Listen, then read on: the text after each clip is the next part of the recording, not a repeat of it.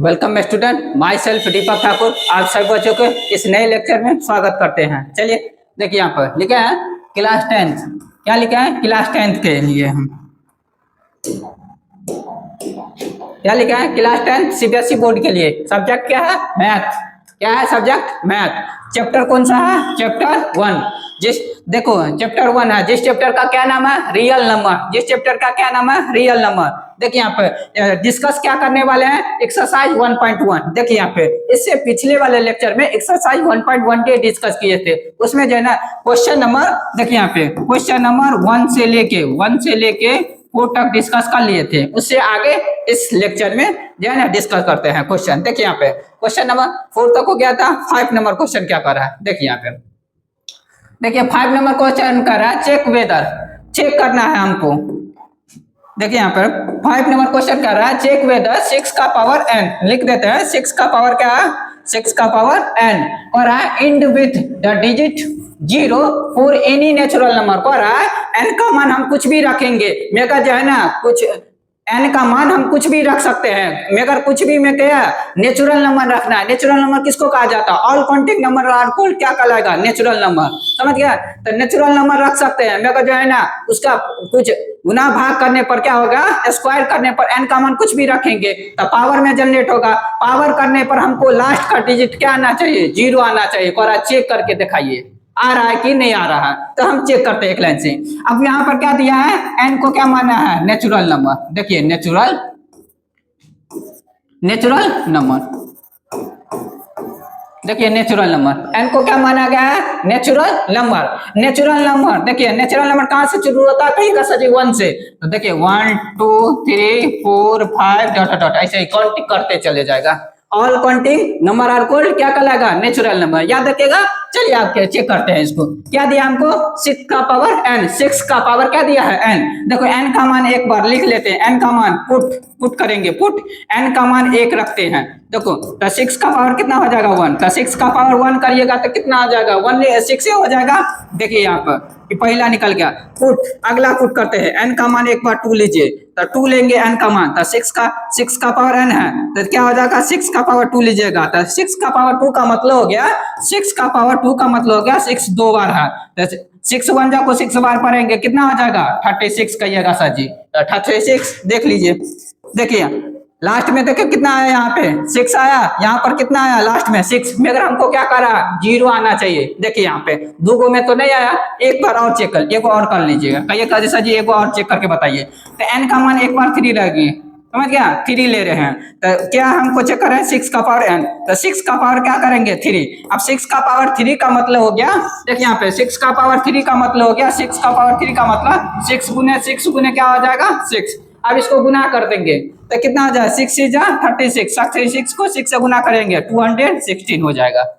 कितना हो जाएगा? 216। अब देखिए यहाँ पे तो कितना आया? 216। देखो लास्ट में भी यहाँ पर क्या है?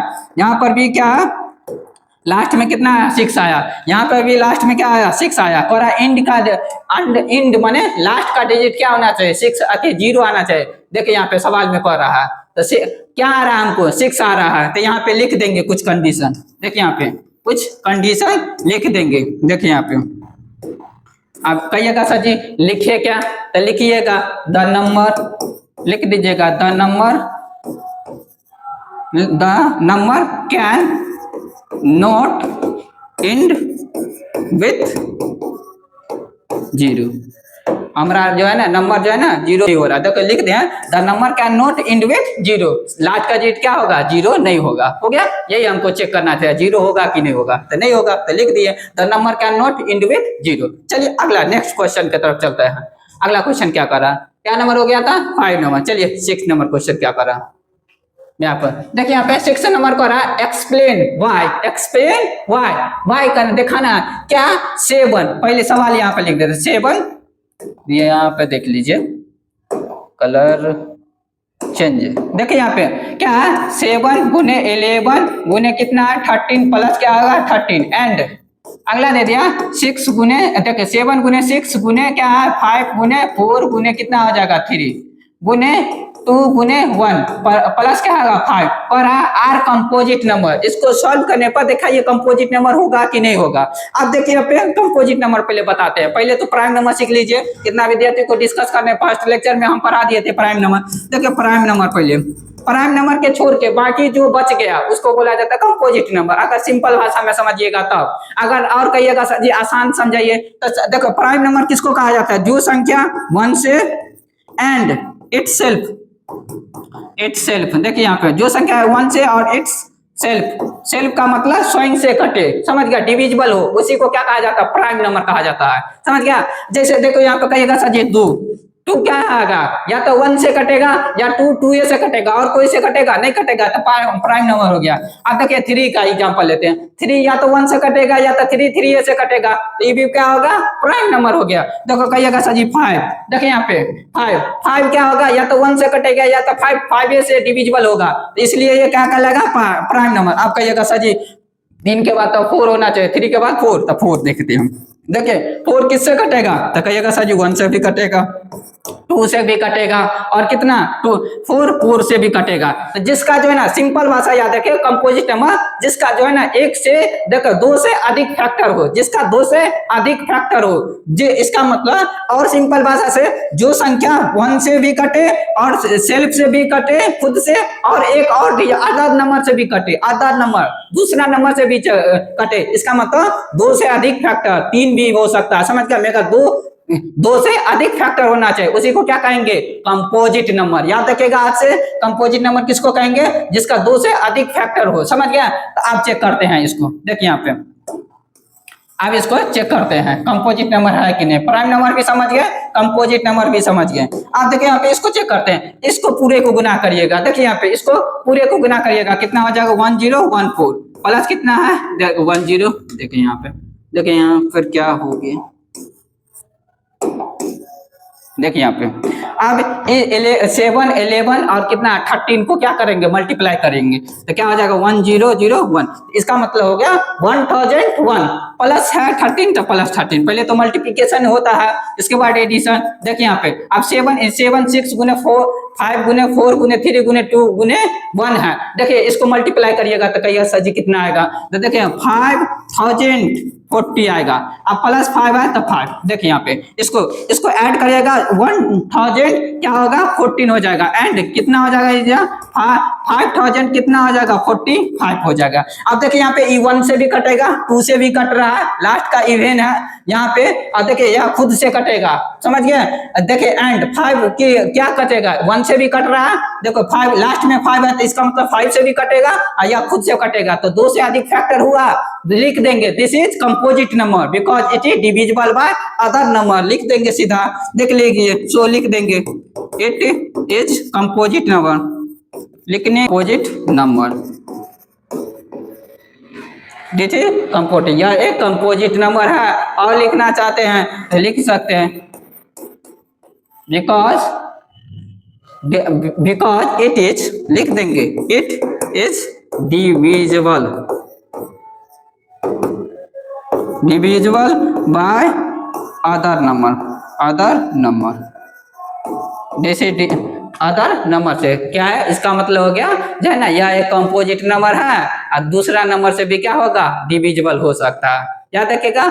चलिए अगला क्वेश्चन और डिस्कस करते हैं। अगला क्वेश्चन क्या कर रहा है इस चैप्टर का, अगला और लास्ट क्वेश्चन, देखिए यहाँ पे अगला क्वेश्चन कर रहा है देयर इज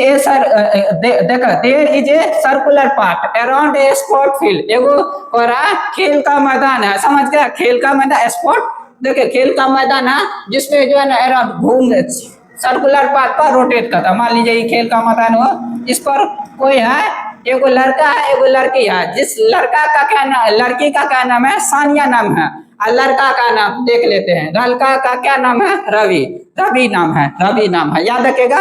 एगो गर्ल्स है एगो बॉय है, याद रखिएगा। देखिए यहाँ पे देखिए यहाँ पर अब क्या करा, गर्ल्स का नाम क्या है, सोनिया। या देखिएगा लड़का बॉय का नाम क्या है, तो क्या कहिएगा सर जी, रवि। समझ गए। आपको रहा सर्कुलर पर रोटेट करना चालू करता है। देखिए यहाँ पे एकदम इजी मेथड से सिखाते हैं। देखिए यहाँ पे देखो, मान लीजिए ये यहाँ पर सनिया खड़ा है, ये रोटेट किया, यहाँ से घूमते घूमते घूमते घूमते चक्कर लगाते जगाते फिर यहाँ पर पहुंचा। तो इसको जो लगा कितना लगा, 18 मिनट, 18 मिनट। याद रखिएगा। इस किसका है, तो गर्ल्स, जिसका नाम क्या है, सोनिया। अब देखिए यहाँ पे फिर वो लड़का यहाँ पे सर्कुलर पर रोटेट करना चालू कर, फिर यहाँ पे क्या हो गया, रवि आ गया। तो रवि भी घूमना है, घूमना घूमना घूमने घूमते घूमते घूमते घूमते घूमते यहाँ पर आ गया। तो रवि बॉय है, लड़का है, तो उसको कितना लगा, 12 मिनट। कहा कि कितना कम समय में यह रोटेट करना चालू करेगा कि दोनों एक साथ पहुंचेगा। तो कह रहा एटलीस्ट, कम से कम कितना लगेगा। जब ये कहेगा एटलीस्ट, एटलीस्ट का मतलब होता है कम से कम। जब ये कहेगा तो आप याद रखिएगा हर हमेशा क्या निकालना है, एलसीएम निकालना है। याद रखिएगा एटलीस्ट कभी भी लिखे कम से कम कितना समय लगेगा, तो याद रखिएगा हर हमेशा क्या लिखेगा, कहेगा ज्यादा से ज्यादा समय, तो एचसीएफ निकालिएगा। सिंपल ट्रिक याद रखिएगा, अगर कम से कम समय कहेगा तो क्या निकालेगा, एलसीएम। देखिए यहाँ पे, चलिए डिस्कस करते हैं हम। चलिए तो इसका एलसीएम पहले कितना आया, 18। पहले कितना था, 18 मिनट। इसके बाद कितना आया, 12 मिनट। देखो इसका निकालते हैं, तो 18 का निकाल लेते हैं। अलग अलग प्राइम फैक्टर की मदद से निकाल लीजिए, एकदम इजी रहेगा। 2 से लगाइएगा, कहिएगा सर जी 9, फिर क्या है 3 से लगाएगा 3, हो गया। अब 12 का निकाल लीजिए, 2 से लगाइएगा इसी में। देखिए यहाँ पे इसको करिएगा, 2 से लगाइएगा 6, इसको लगाइएगा तो कितना हो जाएगा, 2 से लगाइएगा तो कितना होगा 3। अब देखिए यहाँ पे इसको क्या कीजिएगा, यहाँ पे क्या कर दीजिएगा, दोनों में आप क्या कीजिएगा, देख लीजिएगा। एकदम सिंपल मेथड से सिखाना चाहते हैं। एटलीस्ट आप दोनों का एलसीएम, एलसीएम कर लीजिए। आप मन करे एक के साथ करने का तो एक के साथ भी कर सकते हैं, आपको जो अच्छा लगे वो कर सकते हैं। आपकी कितना विद्यार्थी का मन करेगा सर जी हम दोनों से नहीं कर सकते हैं, ऐसे कर सकते हैं, कोई दिक्कत नहीं। आपको सिंपल वाला एलसीएम आता तो सिंपल वाला सीखिए। देखिए कैसे कहिएगा, 2 से लगाइएगा तो कितना हो जाएगा 9, इसको लगाइएगा तो 6, कहिएगा सर जी तो 2 से आप नहीं कटेगा तो 3 से लगाइए ना, 3 3 जा 9, 3 2 जा 6। आप इसको मल्टीप्लाई कर देंगे तो 2 गुने 3 गुने कितना होगा, 3 गुने कितना हो जाएगा 2। देखो इसको मल्टीप्लाई करिएगा कितना हो जाएगा, 6 6 जा 2 3 जा 6, 2 3 जा 6, 6 6 जा 36। इतना मिनट लगेगा, दोनों एक साथ करेगा तो इतना मिनट लगेगा, 36 मिनट। याद रखिएगा। आज की इतना ही, फिर मिलते हैं नेक्स्ट वीडियो में। Thank you.